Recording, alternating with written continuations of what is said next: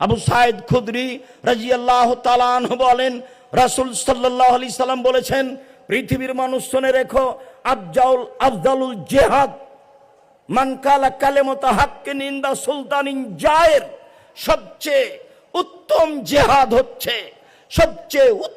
জিহাদ হচ্ছে যে স্বৈরাচারী, স্বেচ্ছাচারী, দাম্ভিক নেতার সামনে সত্য কথা বলতে পারে।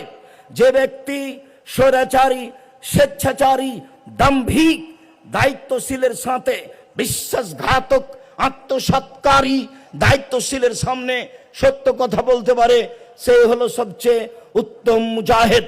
আবু হুরায়রা রাদিয়াল্লাহু তাআলা আনহু বলেন, রাসূল সাল্লাল্লাহু আলাইহি ওয়াসাল্লাম বলেছেন, সাইয়্যিদুশ শুহাদায়ে হামজা ইবনে আব্দুল মুত্তালিব। পৃথিবীতে যত মানুষ শহীদ হয়েছেন সবার সর্দার হচ্ছেন হামজা ইবনে আব্দুল মুত্তালিব।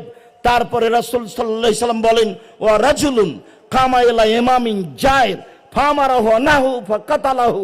ওই ব্যক্তিও হামজা রাদিয়াল্লাহু তাআলা আনহুর সাথে শহীদ হিসাবে বিচারের মাঠে সবচেয়ে সম্মানী মানুষ হবেন। যে ব্যক্তি স্বৈরাচারী, স্বেচ্ছাচারী, দাম্ভিক নেতার পাশে দাঁড়ালো, তাকে ভালো কাজের আদেশ করলো, মন্দ কাজের নিষেধ করলো, সেই শাসক, সেই দায়িত্বশীল তাকে হত্যা করলো, এই ব্যক্তি বিচারের মাঠে হামজা রাদিয়াল্লাহু তাআলা আনহুর সাথে থাকবেন।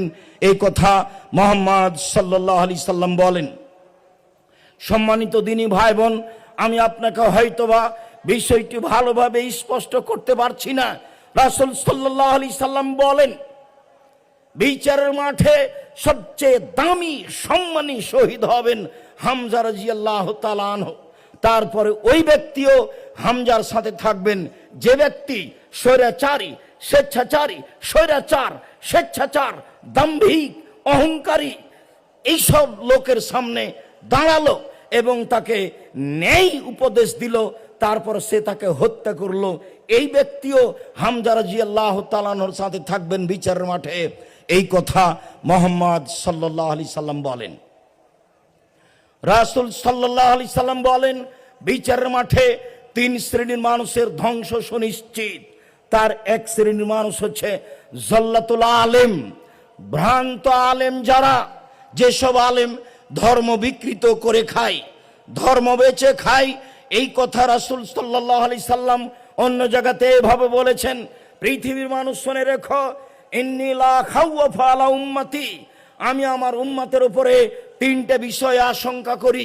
পৃথিবীর মানুষ শুনে রেখো, আমি আমার উম্মতের ব্যাপারে 3টি বিষয়ে আশঙ্কা করি।